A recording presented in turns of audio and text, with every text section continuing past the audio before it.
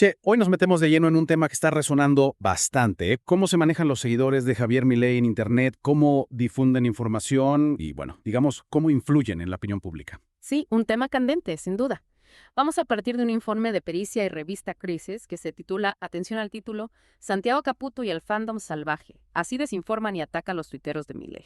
Tremendo. Y ya desde vamos, me impactó el caso de Fabricia, la nena de 10 años que fue atacada por la policía en esa protesta contra el veto de Milei a la reforma de las jubilaciones, ¿no? Fuerte. Sí, este caso fue el puntapié inicial de la investigación. Lo que llama la atención es cómo en Twitter se orquestó una respuesta rapidísima, súper coordinada, para desviar la culpa de la policía y apuntar a los manifestantes, y especialmente a los que se percibían como O kirchneristas. sea, están diciendo que usaron lo que le pasó a la nena para manipular la opinión pública. Exactamente. El informe describe una estructura piramidal de apoyo online a Milei con 4 niveles. En la cima está Santiago Caputo, que define la estrategia y los objetivos. Y luego viene lo que llaman el tridente. Agustín Romo, Daniel Parisini y Juan Pablo Carreira, que son los encargados de traducir las directivas de Caputo en acciones digitales, digamos. ¿Quiénes son estos personajes? Bueno, Romo es diputado provincial por La Libertad Avanza, uno de los que armó la estrategia digital de Milei desde el principio. Parisini, conocido en Twitter como @Gordodán, es médico de profesión, pero se ha convertido en un troll bastante influyente y no precisamente por sutileza. Y Carreira, bueno, nada menos que el director de comunicación digital de la Nación. O sea, hay gente del gobierno involucrada en esto. Así es. Mm. Y no solo ellos. El tercer nivel de esta pirámide son cuentas verificadas de Twitter, algunas de funcionarios, otras de personas que operan de manera independiente, pero que repiten la línea oficial. Y en la base. Ahí está el famoso fandom, miles de jóvenes que siguen a Milei con fervor y que amplifican el mensaje sin recibir un pago directo. Fanáticos a full actúan por convicción, repiten y viralizan todo lo que les baja desde arriba. Imagínate la potencia de eso. Impresionante el nivel de organización. Y el informe profundiza en cómo operan estos personajes. Sí, por ejemplo, Daniel Parisini, a pesar de que critica a la casta, tiene conexiones fuertes con el gobierno. Su esposa trabaja en el Estado, su madre también. Raro no. Y Carrera. Bueno, Carrera intentó ocultar su pasado antigobierno antes de unirse al equipo de Milei. Se armó un revuelo grande cuando se encontraron sus viejos tweets criticando a los parásitos del Estado. O sea que no solo se dedican a difundir información, sino que también controlan lo que se dice, callan a los disidentes. Tal cual. El informe menciona casos de funcionarios que fueron atacados online por el grupo de Parisini y luego fueron removidos de sus cargos. ¿Algún ejemplo concreto? Sí, Fernando Vilere, que era secretario de Agricultura, le dio me gusta a un tuit de Lustó y a las pocas horas lo echaron después de que Parisini lo criticara. Otro caso similar es el de Julio Garro, que era subsecretario de Modernización. También lo removieron después de un ataque online. Preocupante el nivel de control que ejercen. ¿Y qué pasa con lo legal? No hay forma de frenar estas cosas. Ahí está la complejidad. Es muy difícil probar la manipulación digital y llevar a los responsables ante la justicia. El informe menciona una investigación en curso contra Fernando Cerimedo, una figura clave en la estrategia digital de Milei, por su supuesta participación en milicias digitales. Milicias digitales. ¿Qué es eso? Grupos organizados que se dedican a difundir información falsa, atacar a opositores en Internet. Se los compara con las milicias digitales que operaron en Brasil durante el intento de golpe de Estado de enero de 2024. Un tema bastante pesado. Tremendo. Imagínate el poder que tienen para influir en la gente, para moldear la realidad a su antojo. Sin duda. Y el informe también menciona que la estrategia digital de Milei tiene conexiones internacionales, con figuras como Steve Bannon y Javier Negre. O sea que esto no es un fenómeno aislado, sino parte de una tendencia global. Exactamente. La derecha a nivel mundial está utilizando estas tácticas de manipulación online como herramienta para acceder al poder, para moldear la opinión pública. La verdad que me deja pensando. ¿Hasta dónde llega el poder de Internet? ¿Cómo nos podemos defender de la manipulación? Es preguntas que debemos hacernos todos. Es crucial desarrollar un pensamiento crítico, chequear la información que consumimos, no dejarnos llevar por el fanatismo. Tenés razón. Hay que estar atentos, no dejarnos engañar. Claro que sí. Y recordad que esto no se trata solo de política, sino de cómo se construye la realidad misma. Si permitimos que la información se distorsione, que la verdad se diluya, las consecuencias pueden ser muy graves. Y si hablamos de manipulación, el informe describe cómo el equipo de Milei usa técnicas de desinformación para instalar versiones que les convienen, ¿viste? ¿Tienes algún ejemplo? Me cuesta imaginarme cómo hacen eso concretamente. Claro, pensemos en el caso de Fabricia, la nena. Después de que se viralizaron esos videos donde se veía al policía atacándola, la ministra Bullrich tuiteó que la culpa era de la madre por llevarla a la marcha. Sí, me acuerdo. Pero después se comprobó que la policía sí la había atacado. Exactamente, el daño ya estaba hecho. La versión de Bullrich fue amplificada por el Tridente, por las cuentas verificadas hasta por el propio Milei. Incluso, ojo con esto, se difundió un video falso que supuestamente mostraba a una manifestante tirándole gas pimienta a Fabrizia. O sea, armaron una historia paralela, una realidad alternativa para confundir a la gente. Tal cual. Y lo hicieron de manera muy efectiva porque muchos medios repitieron la versión oficial sin chequear la información. Ahí está el problema. Es increíble cómo pueden inventar una mentira y hacerla pasar por verdad. Bueno, ahí está la clave de la desinformación, la velocidad de Internet y la falta de verificación. Instalan una versión antes de que la verdad salga a la luz. Y en este caso lo lograron. Mucha gente se quedó con la idea de que la culpa era de la madre de Fabrizio. Exactamente, ese es el peligro de estas operaciones. Influir en la opinión pública, generar un clima de desconfianza hacia ciertas ideas o personas. ¿Te acuerdas lo que pasó con las vacunas durante la pandemia? Mucha gente desconfiaba de la información oficial y se negaba a vacunarse por culpa de las fake news que circulaban en Internet. Sí, es cierto.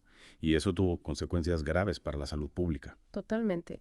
Por eso es tan importante ser críticos con la información que consumimos, no dejarnos llevar por las emociones, por los prejuicios. Cambiando un poco de tema, me intriga este personaje de Fernando Cerimedo. ¿Quién es y por qué es tan importante en la estrategia digital de Milei? Bueno, Cerimedo es un publicista que ha estado metido en varias campañas de desinformación en Latinoamérica. De hecho, el informe lo vincula a las milicias digitales que operaron en Brasil durante el intento de golpe de Estado. ¿Y qué rol juega en el equipo de Milei? Si bien no tiene un cargo oficial en el gobierno, digamos, Cerimedo es clave en la formación de los trolls que trabajan para Milei. Su consultora, Numen, capacitó a varios de los jóvenes que ahora ocupan puestos en la dirección de comunicación digital. O sea que es como el maestro de las artes oscuras de la manipulación digital. Algo así. Y lo preocupante es que su influencia va más allá del gobierno. Cerimedo también tiene vínculos con La Derecha Diario, un medio de ultraderecha donde varios de los trolls de Milei se formaron. Imagínate, es como una escuela para trolls, donde aprenden a usar las redes sociales para atacar a sus oponentes y difundir propaganda política. O sea que hay toda una red de medios y organizaciones que trabajan en conjunto para difundir la ideología libertaria. Sí, y esta red se extiende a nivel internacional. El informe menciona conexiones con Steve Bannon, el estratega de Donald Trump, y con Javier Negre, para un periodista español conocido por sus tácticas de desinformación. Es como una telaraña que se extiende por todo el mundo, con nodos en diferentes países, todos conectados, coordinando sus acciones, amplificando su mensaje. Impresionante cómo se articulan a nivel global. ¿Y qué hay de la financiación de todo esto? ¿De dónde sale la plata para pagar a los trolls y las campañas de desinformación? Bueno, ahí es donde las cosas se ponen turbias. El informe menciona que algunos trolls reciben contratos del gobierno, mientras que otros operan de forma independiente. También se habla de donaciones de empresarios particulares que simpatizan con la ideología libertaria. Y Cerimedo. ¿De qué vive este personaje? Cerimedo tiene un entramado empresarial bastante complejo, con empresas que van desde publicidad, sondeos de opinión, hasta seguridad privada, a todo. El informe menciona sospechas de lavado de dinero, financiación irregular. Se habla de empresas fantasma, cuentas offshore, triangulaciones financieras para ocultar el origen de los fondos. ¿Y hay alguna prueba de eso? Algo concreto. Bueno, el informe no presenta pruebas contundentes, pero sí señala algunos indicios, digamos, que podrían ser investigados. Por ejemplo, menciona que Cerimedo tiene un historial de cheques rechazados, que sus empresas suelen tener socios en común que se van rotando. Además, hay denuncias de exempleados que dicen haber sido obligados a hacer cosas ilegales. Suena bastante sospechoso, ¿no? Sí, y lo más preocupante es que el informe sugiere que Cerimedo podría estar usando fondos públicos para financiar sus operaciones. ¿Cómo sería eso? No entiendo. Bueno, se menciona que su pareja, Natalia Basil, fue designada en la Agencia Nacional de Discapacidad y que antes de asumir el cargo, Basil cedió sus cuotas en varias de las empresas de Cerimedo, incluyendo una empresa de seguridad privada llamada National Security Enterprise. ¿Y qué tiene que ver eso con la financiación de las operaciones de desinformación? Bueno, el informe sugiere que Cerimedo podría estar usando su empresa de seguridad para obtener información sensible, ¿no? Y luego usarla para sus campañas de manipulación. Imagínate, acceso a bases de datos, escuchas telefónicas, seguimientos. O sea, estaríamos hablando de espionaje ilegal. Es una posibilidad que se menciona en el informe, pero habría que investigar más a fondo. Lo que está claro es que hay muchas zonas grises, que el entramado financiero de Cerimedo es bastante opaco. La verdad que todo esto da bastante miedo. Parece que estamos en una película de espías. Sí, y lo peor es que esto no es ficción, es la realidad que estamos viviendo. Y lo más preocupante es que no sabemos hasta dónde llega el poder de estos grupos, si tienen acceso a información sensible, si pueden manipularla a su antojo, ¿quién nos protege? Exactamente.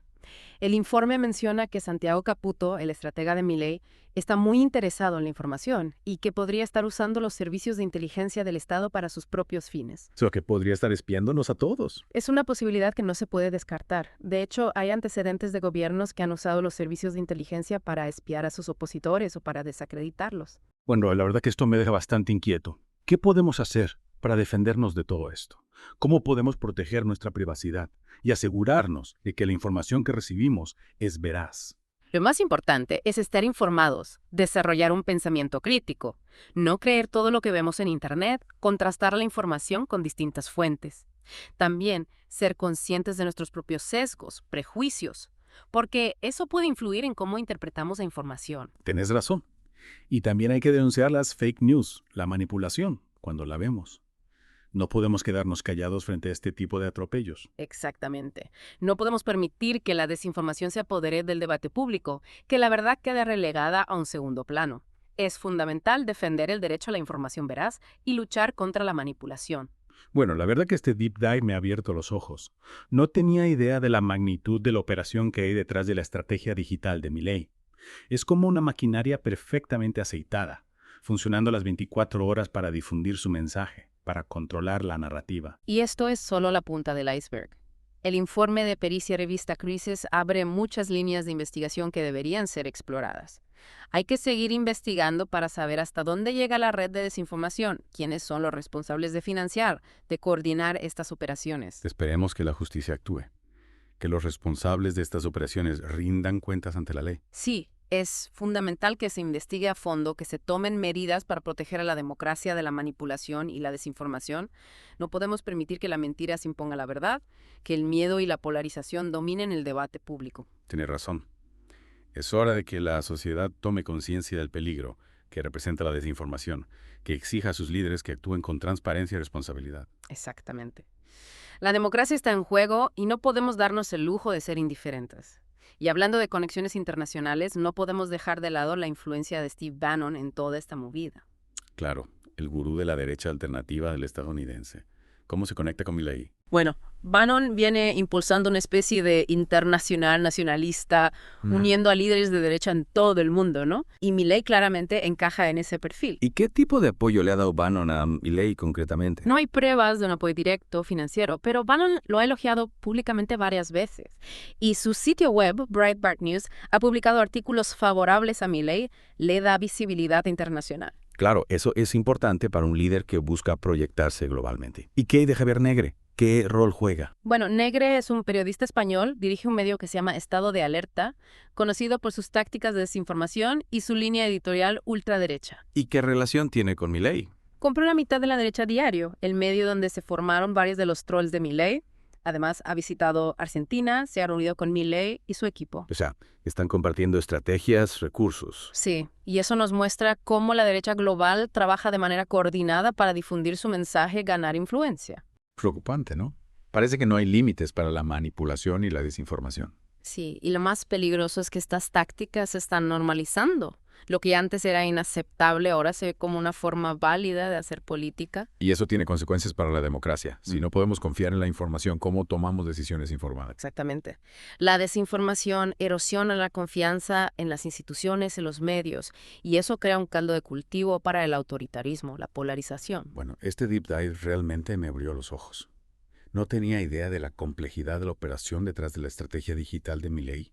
Es una maquinaria funcionando 24/47 para difundir su mensaje y controlar la narrativa. Y esto es solo la punta del iceberg. El informe de pericia revista Crisis abre muchas líneas de investigación. Hay que seguir investigando, saber hasta dónde llega esta red de desinformación, quiénes son los responsables de financiarla y coordinarla. Esperemos que la justicia actúe, que los responsables rindan cuentas. Sí, es fundamental que se investigue a fondo y que se tomen medidas para proteger la democracia de la manipulación y la desinformación. No podemos permitir que la mentira le gane a la verdad, que el miedo y la polarización dominen el debate público. Tienes razón. Es hora de que la sociedad tome conciencia del peligro de la desinformación y exija a sus líderes que actúen con transparencia y responsabilidad. Exactamente. La democracia está en juego y no podemos darnos el lujo de ser indiferentes. Bueno, creo que con esto tenemos un panorama bastante completo de la situación. Muchísimas gracias por tu tiempo y por compartir tus conocimientos. Un placer, como siempre. Gracias por escuchar Geopolítica, un podcast de Enrique Aureli. No olvides compartirlo y apoyar nuestro trabajo. Hasta la próxima.